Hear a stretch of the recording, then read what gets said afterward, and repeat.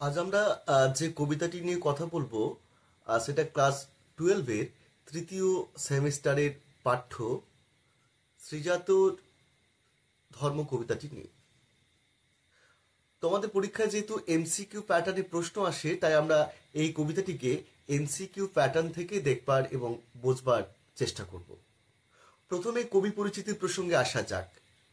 কবি শ্রীজাতের পুরো নাম শ্রীজাত বন্দ্যোপাধ্যায়।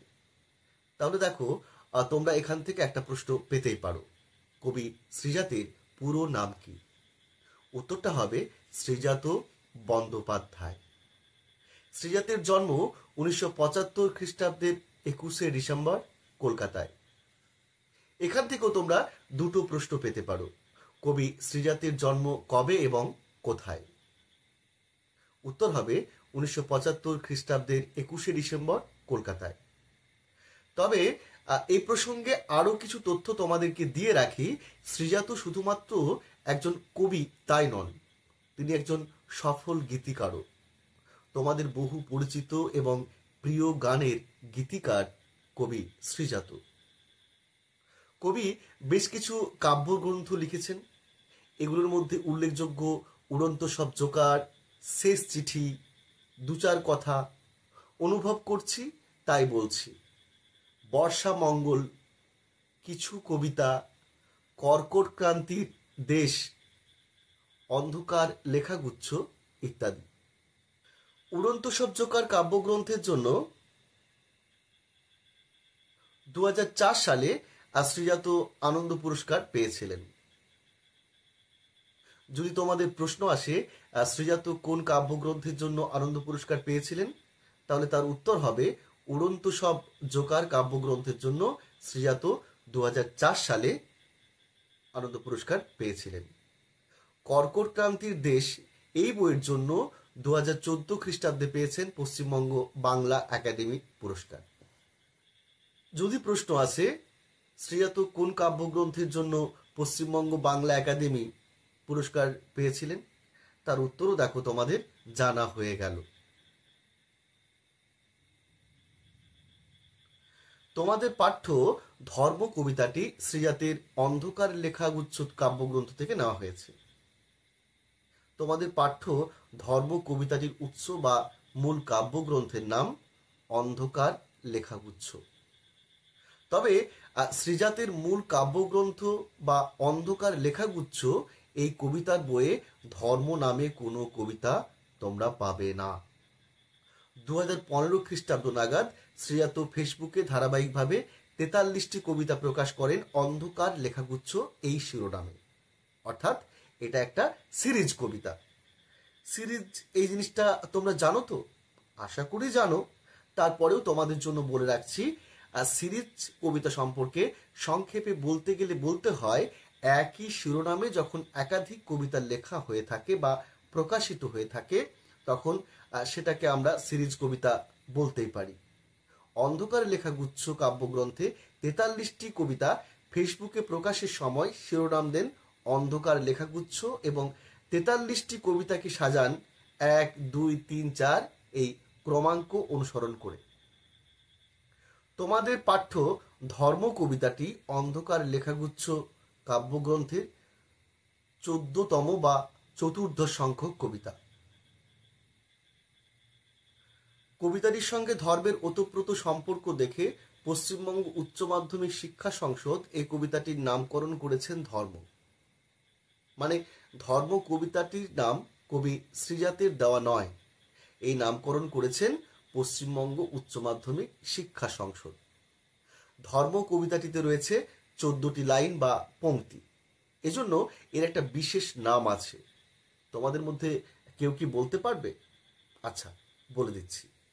এই 14 লাইনের কবিতাকে বলা হয়ে থাকে চতুর্দশপদী কবিতা বা ইংরেজিতে যাকে বলা হয় সনেট। এরপরে আমরা আসি, চলো কবিতার মূল প্রসঙ্গে। ধর্ম জিনিসটা কি সেটা তোমরা সবাই জানো। এক কথায় বলতে গেলে যা ধারণ করে তাই ধর্ম। তোমরা জানো পৃথিবীর আরেক নাম ধরিত্রী কেন? যারা জানো উত্তরটা কমেন্ট সেকশনে এসে ঝটফট লিখে ফেলো। তবুও তোমাদের জন্য বলছি, আসলে পৃথিবী আমাদেরকে ধারণ করে আছেন বলেই পৃথিবীর আরেক নাম ধরিত্রী। আশা করি ব্যাপারটা তোমরা বুঝতে পেরেছো। বেশি দিন না, আজ থেকে মোটামুটি 100 বছরের আশেপাশের সময় পর্যন্ত ধর্ম বলতে বিশ্বাস করা হতো কর্মকে। আর তোমরা যারা একটু আধটু আধ্যাত্মিকতার চর্চা করো, তোমরা নিশ্চয়ই জানো শ্রীমদ্ ভাগবত গীতায় কর্মযোগ অধ্যায়ে এ কথাটা স্পষ্ট করে বলা আছে, কর্মই ধর্ম। এছাড়াও আমরা জানি অহিংসায় পরম ধর্ম। কিন্তু আজকের দিনে দাঁড়িয়ে ধর্ম এই শব্দটার নানাভাবে অবনমন ঘটেছে। এখন ধর্ম বলতে বিশেষ ব্যক্তি বা সমষ্টির বিশেষ মতবাদ বোঝায়। এই মতবাদগুলো যে গ্রন্থে প্রকাশিত বা প্রতিফলিত হয় সেগুলোকে আমরা ধর্মগ্রন্থ হিসেবেই জানি এবং চিনি। গত প্রায় 50 বছরে ধর্মকে কেন্দ্র করে গোটা পৃথিবী জুড়ে হিংসার পরিমাণ মারাত্মকভাবে বেড়ে গেছে। শুধুমাত্র ধর্মীয় পরিচয়ের কারণে অনেককে প্রাণ দিতে হচ্ছে। এ ঘটনা রেডিও টেলিভিশনের খবরের কাগজ, ইউটিউব, ফেসবুক বা অন্যান্য সোশ্যাল মিডিয়া প্ল্যাটফর্মে প্রায় দেখে থাকবে। এর মূল কারণ এক ধর্মের সঙ্গে আরেক ধর্মের প্রতিদ্বন্দ্বিতা। কোন ধর্ম বড়, কোন ধর্ম শ্রেষ্ঠ তা প্রতিপন্ন করবার মরিয়া অপপ্রচেষ্টা। কিন্তু তোমরা যদি পৃথিবীর বিভিন্ন ধর্মগ্রন্থগুলোর দিকে তাকাও তাহলে দেখতে পাবে প্রতিটি ধর্মগ্রন্থই কিন্তু একটা কথা বলছে, মানুষ তৈরির কথা। কোনো ধর্মগ্রন্থ বলছে ত্যাগ করো, কোনো ধর্মগ্রন্থ বলছে ভোগ করো, আবার কোনো কোনো ধর্মগ্রন্থ বলছে না, ত্যাগ নয়, ভোগ নয়, মধ্যপন্থা অবলম্বন করো। অর্থাৎ যদি আমরা দেখি তাহলে এক কথায় প্রতিটি ধর্মগ্রন্থই মানুষ তৈরির কারখানা। কোনো ধর্মগ্রন্থেই বিধর্মীদের প্রাণনাশের কথা নেই। তা সত্ত্বেও একদল বিকৃত মস্তিষ্কের ধর্মগুরু নিজেদের ধর্মের শ্রেষ্ঠত্ব প্রতিপন্ন করবার জন্য অন্য ধর্মের মানুষদের ধরে ধরে হত্যা লীলায় মেতেছে। এ ঘটনা আজও সমানভাবে চলছে। ধর্ম পরিচয় বেছে বেছে মানুষ হত্যা এ ঘটনা শ্রীজাতকে বিভিন্ন সময় আলোড়িত করেছে। বিশেষ করে 2015 খ্রিস্টাব্দে একটি ঘটনা। বাংলাদেশের একজন প্রবাসী লেখক মুক্তমনা নামে লেখালেখির একটি ওয়েবসাইটে বিজ্ঞান, ধর্ম, নাস্তিকতাবাদ ইত্যাদি বিষয়ে, মুক্ত বুদ্ধি বিষয়ে নিয়মিত লেখালেখি করতেন। তার লেখার বিষয়বস্তুর জন্য গোঁড়া ইসলামপন্থীদের কাছে এই মুক্তমনা লেখক নানাভাবে সমালোচিত হয়েছিলেন। এমনকি মৌলবাদীরা তার বিরুদ্ধে মৃত্যুর পরোয়ানাও জারি করেছিল। 2015 খ্রিস্টাব্দের বাংলাদেশের 21শে ফেব্রুয়ারি বইমেলা থেকে ফেরার পথে মৌলবাদীদের হাতে এই মুক্তমনা ব্লগার নিহত হন। এরপর 30শে মার্চ খুন হন আরও একজন ব্লগার, নাম ওয়াসিকুর রহমান বাবু। শুধুমাত্র 2015 খ্রিস্টাব্দে বাংলাদেশে মোট 5 জন ব্লগার, লেখক ও প্রকাশক মৌলবাদীদের হত্যাকাণ্ডের শিকার হন। এইসব ঘটনায় হতাশ হয়ে শ্রীজাত ফেসবুকে অন্ধকার লেখাগুচ্ছ লিখতে শুরু করেন। ধর্ম মানুষকে বাঁচার কথা বলে, মানুষের সঙ্গে মানুষের শান্তিপূর্ণ সহাবস্থানের কথা বলে, সে ধর্মই যখন মানুষের প্রাণ কেড়ে নেয়, সেই ধর্মের পক্ষপাতী কবি নন। শুধু কবি কেন, আমরা কেউই নই। শ্রীজাত এই ধর্ম কবিতায় দু ধরনের ধর্মের কথা বলেছেন। একটি ধর্ম কর্ম বা কর্মই ধর্ম, অন্যটি বিশেষ ধর্মমত, যেটাকে আমরা রিলিজিয়ান হিসেবে জানি চিনি। সেটা হিন্দু, মুসলিম, খ্রিস্টান, বৌদ্ধ, জৈন যে কোনো ধর্ম হতে পারে। এই দুই ধর্মের মাধ্যমে মানুষের পরিচয় প্রকাশিত হলেও কবি কর্মের উপরেই বেশি জোর দিয়েছেন।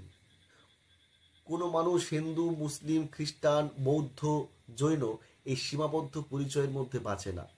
মানুষ বেঁচে থাকে তার কাজের মাধ্যমে। তোমরা একটু ভাবলেই দেখতে পাবে এই মুহূর্তে গোটা পৃথিবী জুড়ে প্রতিটি ধর্মাবলম্বী মানুষদের সংখ্যা কয়েকশো কোটি। কিন্তু আমরা কেবলমাত্র ধর্মীয় পরিচয়ের জন্য এদের কাউকে মনে রাখি না, মনে রাখি তাদের কাজের জন্য। আর এজন্যই আমাদের প্রত্যেকের লক্ষ্য হওয়া উচিত কর্মকে ধর্ম বানানো। কবি শ্রীজাত তোমাদের পাঠ্য ধর্ম কবিতায় সেরকমই কয়েকজন মানুষের কথা বলেছেন, যারা ভিন্ন ধর্মাবলম্বী হওয়া সত্ত্বেও তাদের কাজের জন্য পৃথিবীর প্রতিটি দেশে প্রতিটি ধর্মের মানুষের কাছে অমর হয়ে আছেন।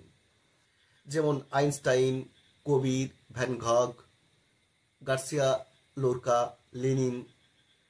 আইনস্টাইন ইহুদি পরিবারে জন্মগ্রহণ করলেও বিশেষ কোনো ধর্মের সমর্থক ছিলেন না।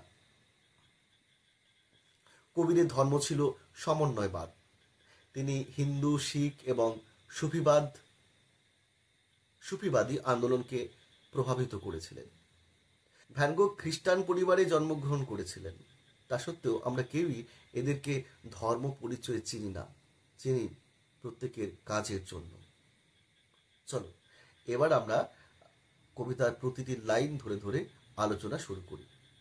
তোমাদের প্রশ্ন যেহেতু হবে এমসিকিউ প্যাটার্নে, তাই আমরাও এই আলোচনা এমসিকিউ প্যাটার্নেই করব। কবিতার প্রথম পংক্তির দিকে চোখ রাখো। কি টেক্সট হাতের কাছে আছে তো? টেক্সট বই হাতের কাছে না থাকলে নিয়ে এসো। এনেছো? বেশ, তাহলে এবার দেখো। আব্দুল করিম খাঁর ধর্ম ছিল গান। প্রথম পংক্তি। আব্দুল করিম খাঁ কে জানো তো? হ্যাঁ, ঠিকই ধরেছ।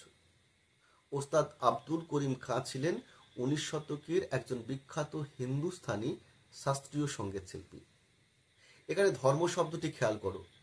এই ধর্মের অর্থ প্রচলিত অর্থে আমরা রিলিজিয়ন হিসেবে যেটাকে চিনি সেটা নয়। এই ধর্ম শব্দের মানে জীবন পথ বা বিশ্বাস। অর্থাৎ পুরো পংক্তির অর্থ আব্দুল করিম খাঁর জীবনের পথ বা বিশ্বাস ছিল সঙ্গীত, যার মাধ্যমে ওস্তাদ আব্দুল করিম খাঁ আত্মপ্রকাশ করেছিলেন। এখান থেকে যদি প্রশ্ন আসে আব্দুল করিম খাঁর ধর্ম কি ছিল, বলতো উত্তরটা কি হবে? হ্যাঁ, ঠিকই ধরেছ। আব্দুল করিম খাঁর ধর্ম ছিল গান। পরের পংক্তি দেখো। আইনস্টাইনের ধর্ম দিগন্ত পেরোনো। তোমরা সবাই আইনস্টাইনের কথা কম বেশি জানো। যারা সায়েন্সে পড়ো তারা তো জানোই। আইনস্টাইনের পুরো নাম অ্যালবার্ট আইনস্টাইন। ভর শক্তির সমতুল্যতার সূত্র, তড়িৎ ক্রিয়া, ব্রাউনীয় গতি, আপেক্ষিকতার সূত্র ইত্যাদি তার বেশ কিছু গুরুত্বপূর্ণ আবিষ্কার। এছাড়াও E=mc² এই সূত্রের জন্য তিনি জগৎ বিখ্যাত। এবার দেখো, প্রতিটি যুগের কিছু না কিছু সীমারেখা থাকে, নির্দিষ্ট কিছু ধ্যান ধারণা থাকে। এগুলো সেই সময়ের গণ্ডি বা বেড়াজাল। তোমরা যদি ফাঁকা কোনো মাঠের মাঝখানে গিয়ে দাঁড়াও, দেখতে পাবে আকাশটা মাটিকে ছুঁয়ে ফেলেছে। যে রেখাতে আকাশ এবং মাটি মিশেছে সেটাকে বলা হয়ে থাকে দিগন্ত রেখা। যদি তোমরা ওই রেখা বরাবর কিছুটা এগিয়ে যাও তাহলে দেখতে পাবে আগে যেখানে আকাশ মাটি ছুঁয়েছিল সে রেখাটা আরও দূরে সরে গেছে, অর্থাৎ দিগন্ত রেখা আরও কিছু দূর সরে গেছে। ঠিক তেমনি মানব সভ্যতার প্রচলিত ধ্যান ধারণাগুলো পরিবর্তিত হয়, বিস্তৃত হয় বিজ্ঞানীদের হাত ধরে। আইনস্টাইন এরকমই একজন বিজ্ঞানী যিনি মানব সভ্যতার অগ্রগতির সীমানাকে সম্প্রসারিত করেছেন। এই বিজ্ঞানীর হাত ধরেই জ্ঞান এবং বোধের দিগন্ত বিস্তৃত হয়েছে। কবি শ্রীজাত এই ঘটনাটিকেই বলেছেন দিগন্ত পেরোনো। এখানেও ধর্ম কথাটিকে রিলিজিয়ন অর্থে ব্যবহার করেননি কবি। তিনি ধর্ম কথাটির মাধ্যমে বোঝাতে চেয়েছেন আইনস্টাইনের জীবনের লক্ষ্যকে। এখান থেকে যে প্রশ্ন তোমাদের জন্য আসতে পারে, আইনস্টাইনের ধর্ম কি ছিল? এর উত্তর হবে আইনস্টাইনের ধর্ম ছিল দিগন্ত পেরোনো। কবিরের ধর্ম ছিল সত্যের বয়ান। কবির ছিলেন মধ্যযুগের একজন বিশিষ্ট সন্ত, একজন বিশিষ্ট মরমিয়া কবি। তিনি রামানন্দের শিষ্য ছিলেন। কবির বেশ কিছু ছোট ছোট কবিতা লিখেছিলেন। তো এইসব ছোট ছোট কবিতার মাধ্যমে কবির তার শিষ্যদের উপদেশ দিতেন। কবিরের এই উপদেশগুলোর মূল বিষয় ছিল সত্য কথা বলা, সবসময় সত্যকে প্রকাশ করা, অহিংসা, সর্বধর্ম সমন্বয় এবং শান্তি। এগুলো দোহা নামে পরিচিত এবং বিখ্যাত। এখানেও ধর্ম শব্দটিকে কবি লক্ষ্য বোঝাতে ব্যবহার করেছেন। কবিরের ধর্ম তাহলে কি? উত্তর হবে সত্যের বয়ান। বাতাসের ধর্ম শুধু না থামা কখনো। বাতাসের অস্তিত্ব নির্ভর করে তার না থামা বা প্রবহমানতার উপর। যদি বাতাস থেমে যায় তাহলে কি বাতাসের অস্তিত্ব থাকবে? বাতাস যতক্ষণ প্রবহমান ততক্ষণই তার অস্তিত্ব। এজন্য বাতাসকে সবসময় চলমান থাকতে হয়। বাতাস থেমে যাওয়া মানে বাতাসের অস্তিত্ব ভ্যানিশ। তোমরা লক্ষ্য করো, এখানে ধর্ম কথাটির অর্থ স্বভাব বা কাজ। ভ্যান গঘের ধর্ম ছিল উন্মাদনা, আঁকা। ভ্যান গঘের পুরো নাম ভিনসেন্ট ভ্যান গঘ। তিনি একজন বিশ্ববিখ্যাত ডাচ চিত্রশিল্পী। উন্মাদ অর্থাৎ নির্দিষ্ট কোনো ঘোরের মধ্যে থাকা। তিনি সবসময় ছবি আঁকার মধ্যে ব্যস্ত থাকতেন, ছবি নিয়েই ভাবনা চিন্তা করতেন। ছবির উপর ছিল ভ্যান গঘের পাগলের মতো আবেগ। ছবি আঁকার মাধ্যমে তিনি জীবনের মানে খুঁজতেন। গার্সিয়া লোরকার ধর্ম কবিতার জিত। স্প্যানিশ কবি গার্সিয়া লোরকার পুরো নাম ফেদেরিকো গার্সিয়া লোরকা। তিনি জনগণের কবি হিসেবে পরিচিত হলেও নাট্যকার ও মঞ্চ পরিচালক হিসেবেও যথেষ্ট সফল ছিলেন। কবিতার মাধ্যমে জীবনের জিত বা জীবনের জয়ের কথা তুলে ধরাই ছিল তার ধর্ম। যদি প্রশ্ন আসে গার্সিয়া লোরকার ধর্ম কি ছিল, এর উত্তর হবে কবিতার জিত। এখানেও দেখো, ধর্ম কথাটিকে কবি ব্যবহার করেছেন লক্ষ্য অর্থে, লক্ষ্য বোঝাতে। এর পরের পংক্তি, লেনিনের ধর্ম ছিল নতুন পতাকা। লেনিনের পুরো নাম ভ্লাদিমির ইলিচ উলিয়ানভ। লেনিন ছিলেন রুশ বিপ্লবের একজন নেতা। তার নব্য চিন্তা, গঠনমূলক চেতনা, অভিনব আদর্শ সর্বহারা মানুষদের সংগঠিত করেছিল। তিনি চেয়েছিলেন গণতান্ত্রিকভাবে মানুষকে সংগঠিত করে সর্বহারা শ্রেণীর মানুষদের ক্ষমতার জন্য লড়াইয়ের মাধ্যমে একটি সমাজতান্ত্রিক রাষ্ট্র প্রতিষ্ঠা করা। নতুন পতাকা বলতে কবি এখানে নতুন রাজনৈতিক ভাবনা, বিপ্লবের প্রতীককে বুঝিয়েছেন। এখানেও কবি ধর্ম কথাটিকে রিলিজিয়ন অর্থে ব্যবহার করেননি। ধর্ম বলতে বুঝিয়েছেন লেনিনের উদ্দেশ্যটিকে। আগুনের ধর্ম আজও ভস্যের চরিত। আগুনের চরিত্র বা বৈশিষ্ট্য সবকিছুকে পুড়িয়ে ভস্য করে ফেলা। আগুনের ধর্ম কি? আগুনের ধর্ম ভস্যের চরিত। এবার আমরা চলে আসছি কবিতার তৃতীয় স্তবকে। তৃতীয় স্তবকের প্রথম পংক্তি, এত এত ধর্ম কিন্তু একই গ্রহে থাকে। এতক্ষণ তোমরা যে কটি ধর্মের পরিচয় পেলে, দেখো এগুলো একটাও কিন্তু রিলিজিয়ান নয়। হিন্দু, ইসলাম, বৌদ্ধ, জৈন, খ্রিস্টান ইত্যাদি নয়। অর্থাৎ যেগুলোকে আমরা প্রচলিত ধর্ম হিসেবে জানি চিনি তার একটাও নয়। সবকটি ধর্মই মূলত কর্ম। এই কর্মের মাধ্যমে এরা প্রত্যেকেই সারা পৃথিবী জুড়ে শ্রদ্ধেয়। এই লাইনের মাধ্যমে কবি বোঝাতে চেয়েছেন পৃথিবীর কর্মময় জগৎকে। এই কর্মময় ধর্ম নিয়ে পৃথিবীতে কোনো হিংসা, হানাহানি ঘটে না।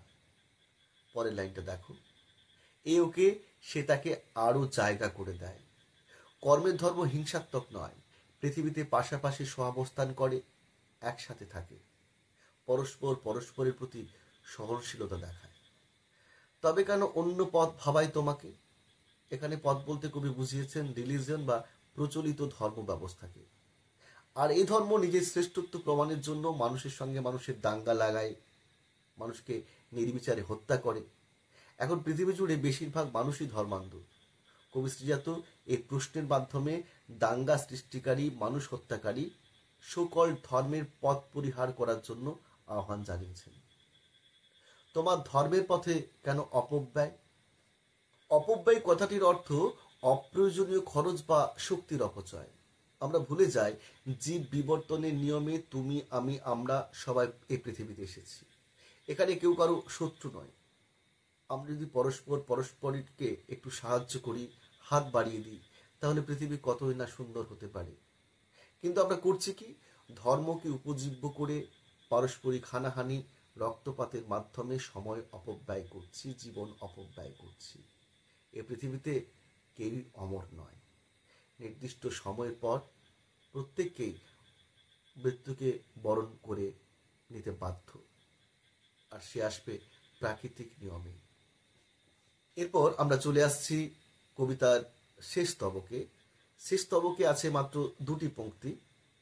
এই দুটি পংক্তি পরস্পর নির্ভরশীল, তাই এই দুটি পংক্তিকে আমরা একসাথে পড়ব। তোমরা আবার কেউ যেন ভেবে বসো না তাড়াতাড়ি শেষ করার জন্য পংক্তি দুটোকে আমি একসঙ্গে আলোচনা করছি। যাই হোক, কবিতার শেষ দুটো পংক্তি একবার দেখে নাও। যে তোমাকে শিখিয়েছে দখলের কথা, যেন সে ধর্মই নয়, প্রাতিষ্ঠানিকতা।